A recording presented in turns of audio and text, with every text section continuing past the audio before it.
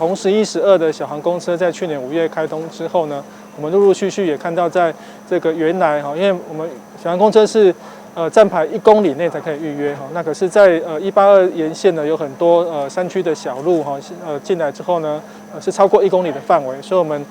就利用了预约式的站牌，能够把这个服务的这个面更扩大。我们在这里插上站牌之后呢，可以让我们小黄公车的服务从原来的线扩充到面。那我们今天来启用这5支的预约式站牌呢，这个都是在182沿线来扩充服务。那如何来使用这些服务呢？就是跟小黄公车的服务是一样的，就是在前一天你打电话预约然后就可以在整天的这个预约里面就可以来使用。我认为我来这里的话，最大的收获就是说让老人家感到真的他们有亲朋好友，可以要去逛街或者去找朋友的话他们多了一双的腿。掌握市政3分钟，台南进步向前冲。欢迎收看市政3分钟。台南市108年起实施小黄公车服务，至今已有11条路线。为了进一步深入偏乡服务居民，让没有路线经过的村落也能叫车，台南市政府交通局首创推出小黄公车预约站牌，在龙崎区5个里首先启用。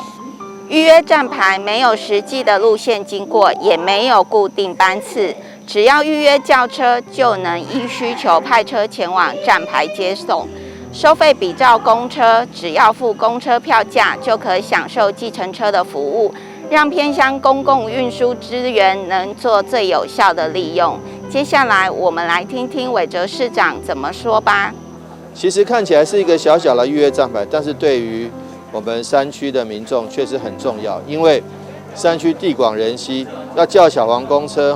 到底要在哪里而且能不能预约，怎么样做其实都很不方便小黄公车已经比一般公车方便了，但是如果能够有点扩充到线，由线延伸到面会更好。为什么呢？因为这个预约站牌就会离你家比较近，那你在家里打电话预约，那到那个站牌等小黄公车对小黄公车也方便，不用到你家来，对你也方便直接在站牌上直接就跟预约小黄公车。我觉得其实能够让偏远的民众也让较方便坐公车较顺疏这个就是我们最重要的目的。也希望说借着小黄公车的路线的越来越宽，越来越开辟，那预约站牌越设越多，我们希望说能够提供偏远民众更行得更便利。接下来请收看中嘉新闻。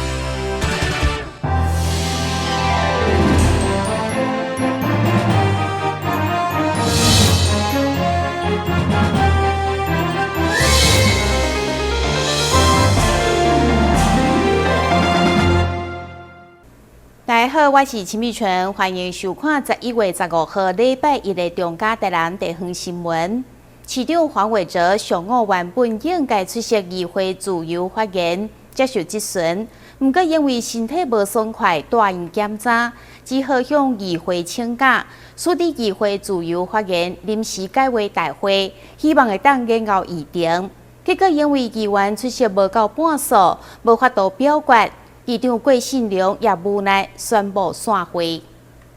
议会总质询昭和上午自由发言的议程，因为市长吴伟贴14号身体无爽快挂急诊，主治医师建议大院进一步检查，所以议会临时变更议程，改开大会。不过一直到11点半，议员出席无到半数，议长郭信良只好宣布散会。加上因为无法度确定市长16号到法度出席，所以嘛引发议员王家珍不满，认为副市长戴谦根本无法度有政治承诺，认为质询权被剥削。如果照议长刚刚跟本会的说明，表示市长明天有可能不来，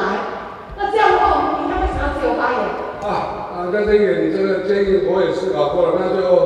由上天保佑了。如果市长明天不来的话，记者，我们不要靠上天保佑，我们要自己好好的做事啊！不要，他如果不要副市长答打准了，明天就继续演啊。市长请假，议会临时变更议程改开大会，拄来引发国民党甲民进党团不满，无党籍议员因爱大理，才提出官员应该9点半出席，结果嘛是无准时，所以提出谴责案。固然议员自己没有按照时间来开会，已经变成一个恶例了哈。但是是否你依法是应该要准时到议会来接受质询？可是，在今天9点半的时候，还有相当多的局处会并没有到场。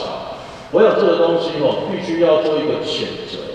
究竟17号市长到法度出席议会，议会甲每个变更议程拢有待观察。今日新闻军及林根采访报道。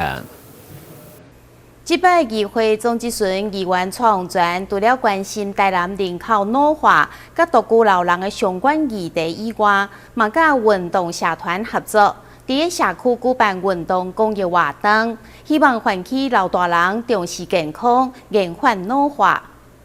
由G Power 激励运动社所举办的乐龄爱运动公益活动，由议员蔡宏全、陈义珍以及和平里、建港里共同协办。会中伫专业教练的带领，用弹力绳作为工具，希望借此保持体力，进一步延缓老化。邀请长辈做回来运动。再次哦，往前。是用这里。好，那记得我们双脚拿开。起来的时候不是用膝盖，是用你的肚子跟那可不可以？可不可以？有发动的感觉。好，那我们脚坐下来，然后屁股去找椅子，身体侧过去，往后，屁股往后，屁股往后，屁股往后，屁股往后，屁股往后，有没有看到你的屁股？哇，你有这个感谢我们激励社哈，那个今天我们真的这位传领带的来做这个简单的运动哈。其实要动才会要活也就要动动了才能健康所以而且感谢那大家这份这份来激励社家今天来家这个都是免费的搁将搁有上一条这个种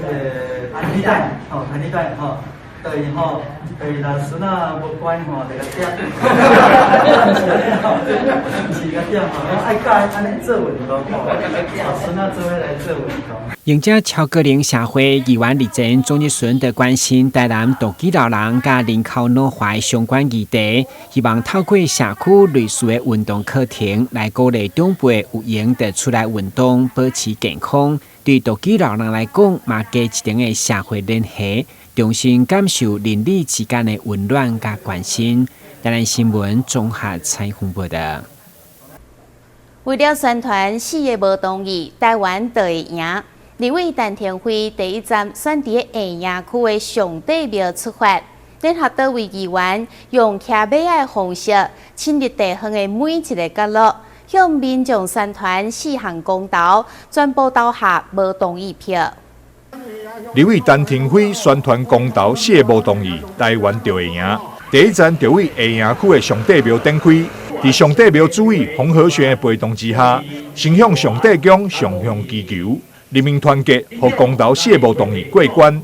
陈天辉表示，针对公投议题，因为主题的关系，一般的南部乡亲会感觉迄是北部的代志，所以特别用铁马型的方式成立基站。向民众说明4个公投无同意的重要。台湾要赢，咱就是爱投4张无同意的公投票。这4张公投票其实很重要，尤其在南部地方会觉得说，好像在北部的所有的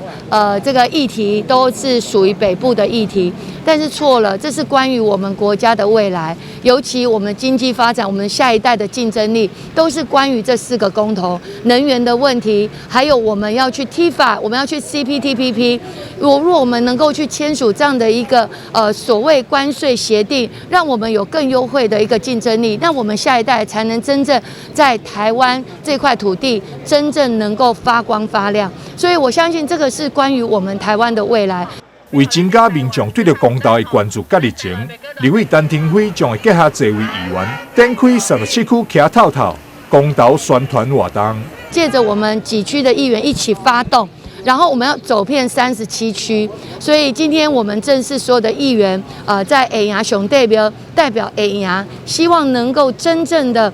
打出台湾胜利的一战，尤其12月18号是很重要的。如果我们大家都能够踊跃出来投这4张的公投票，是不同意的。安尼，咱开当真正台湾会赢，台湾会赢，咱台湾开当真正有竞争力，我们才能真正走遍全世界。4个不同意，台湾更有利。立委陈廷辉为14日开始，到公投投票前的每一个礼拜，将会甲议员以及团队做伙骑铁马，行遍台南市37区，宣传4项公投无同意。伊也欢迎联动的好朋友同齐参加，做伙用行动守护台湾。台南新闻张秀维采访报道。伫台南出世的台医生陈耀昌，是完成台湾第一个骨髓移植的前辈。除了医师的身份以外，嘛是一位成功的文学作家，出版过《傀儡花》《狮头花》等台湾史主题小说。市长黄伟哲特别颁发卓越市民，肯定陈医师伫医学甲文学的杰出表现甲贡献。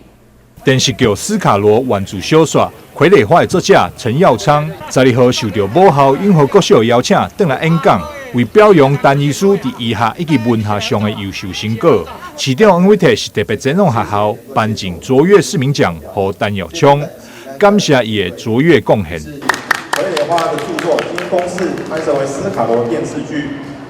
展现台湾是个多元文化、多元族群的社会。颁给我们台南之光，也是永福之光的陈耀昌医师，能够成为台南市的卓越市民。陈耀昌医师不仅在医学界的成就，医学的成就非常的耀眼，在文学的成就也是同样的让人惊艳。我想作为一个台南市民，我觉得非常高兴有这个荣幸能够颁奖给他，也期待陈耀昌医师将来有更多创作。在医学上也能够救活、拯救更多的病患，那这样子真的是医人又医国。我们感谢陈耀昌医师，也祝福我们，希望有更多陈耀昌医师的故事，能够启发更多的市民朋友们，一起来为这个城市、为我们台湾而努力。陈耀昌医师表示，台南甲永和国小是培养伊文学写作的所在。伊看到近来台南的公庙文化渐渐式微，伊未来的目标就是要将公庙文化提升起来。台南跟永福就是孕育我小时候这个台湾文化的地方，然后以后到台北，其实好几十年都没有想到。后来呢，60岁的时候开始写《福尔摩斯三世纪》的时候，回观一看才知道说，其实台南的永福跟台南的公庙文化对我的影响非常的大。所以呢，我今天我就想说呢，这个我除了回来，真的是这个礼赞这2个地方就是孕育我的这个文学写作的养分的地方。然后呢，我也希望呢，这个台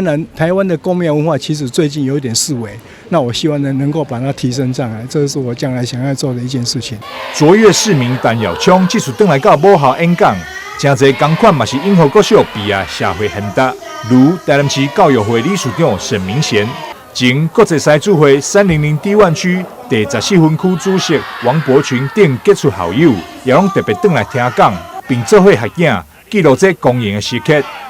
台南新闻张秀维采访报道。咱先休困一下，马上回来新闻现场。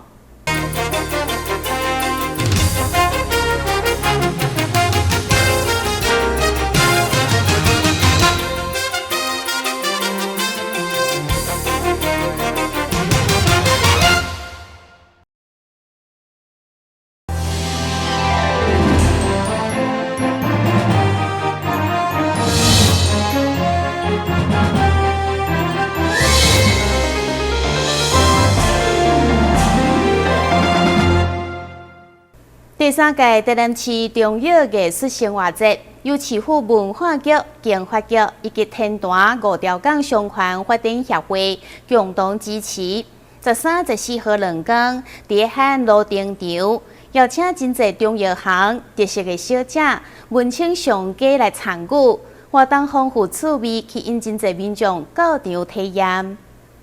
第3届中药艺术生活节，今年以香料为主题，邀请咱市以及邻近县市汉药老店以及甲汉药相关的观光工厂共同参加，规划饮食、手作、市集、药签文化、文化行塔等相关的文化体验，借此和汉药更加打进民众的生活。这个罗汉果对那个喉咙啊很不错，可以保养。平常就有在吃这些中药。对啊，有时候啦，没有常常吃啊。啊，今天刚好有市集，就来逛一下那样子。这个市集还不错啦。对啊，蛮喜欢的。主办单位之一的天坛五条港商圈发展协会理事长侯美惠，希望透过活动的举办，扭近民众甲汉药的距离，同时也当带动商圈的经济发展。这次我们商圈举办的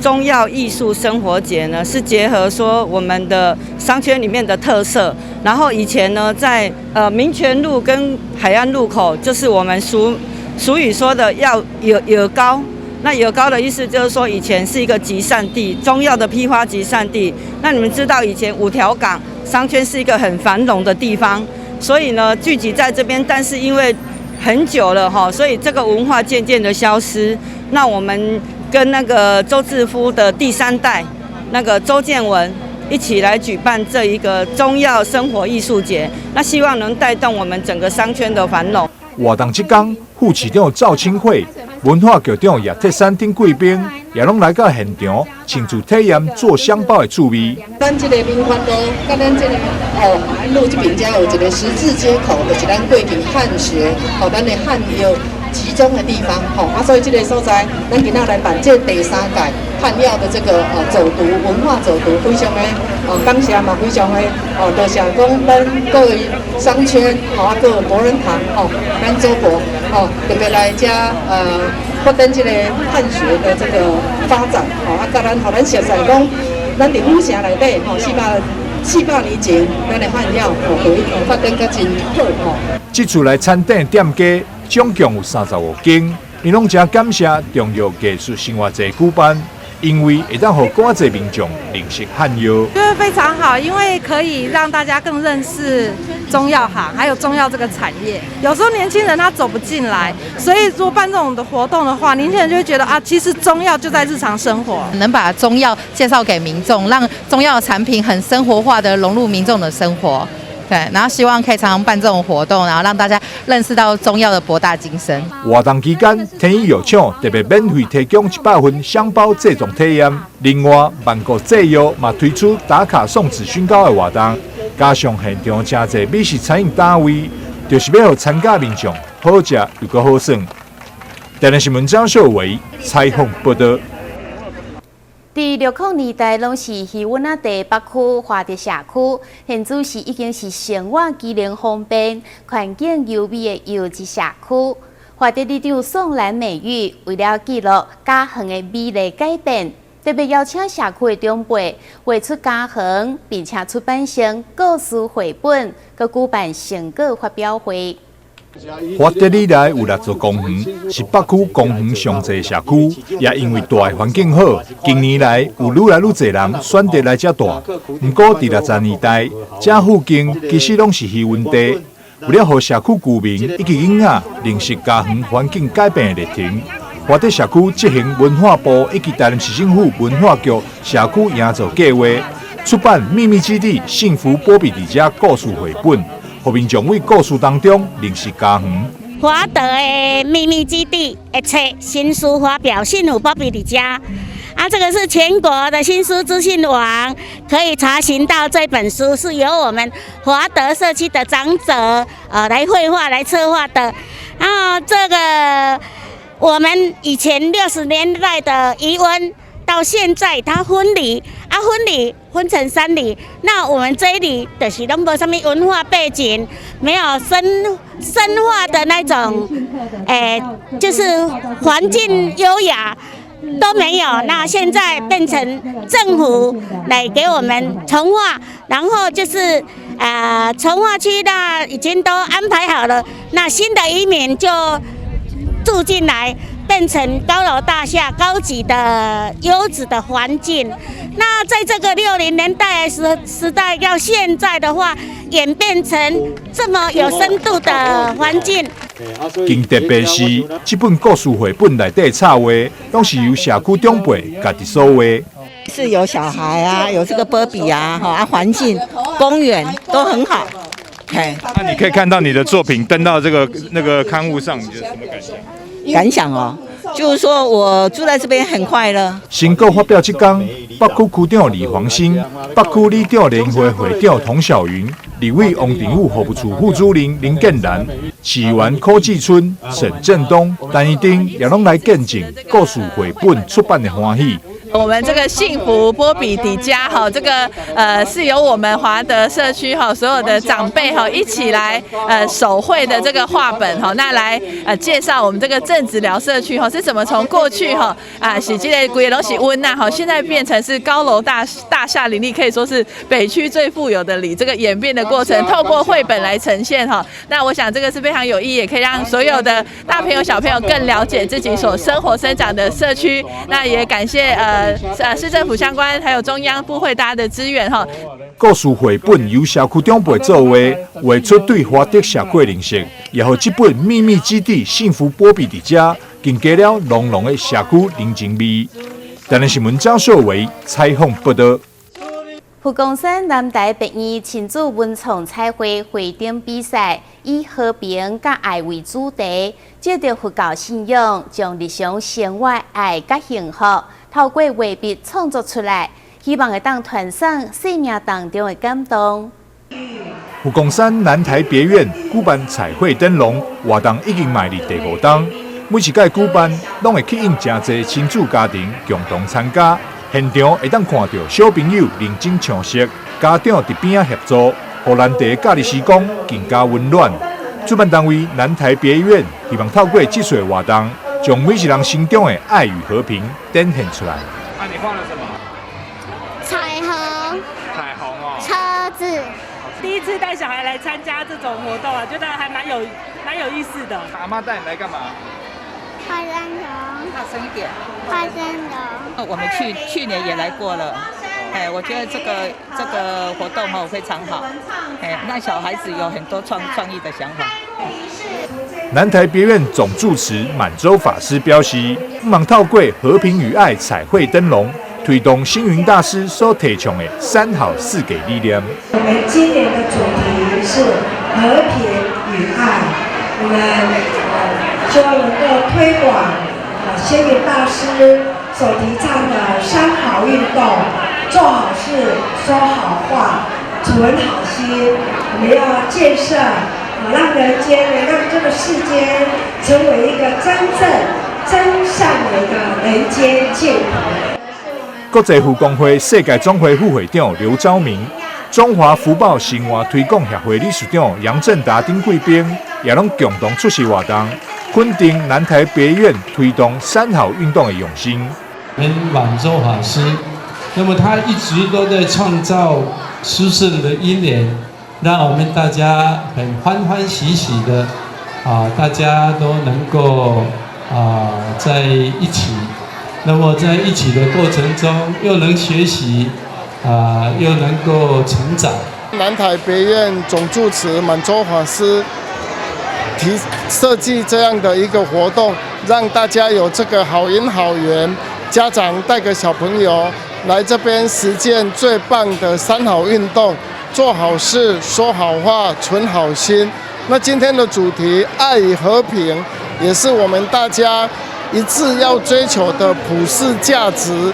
这次报名人数将近500人。南台别院特别将活动分为2天举办，活动温暖气氛，也让参加的亲子家庭留下美好的回忆。台南新闻张秀维采访报道。感谢你收看11月15号的中嘉台南地方新闻，我是陈美纯，咱再会。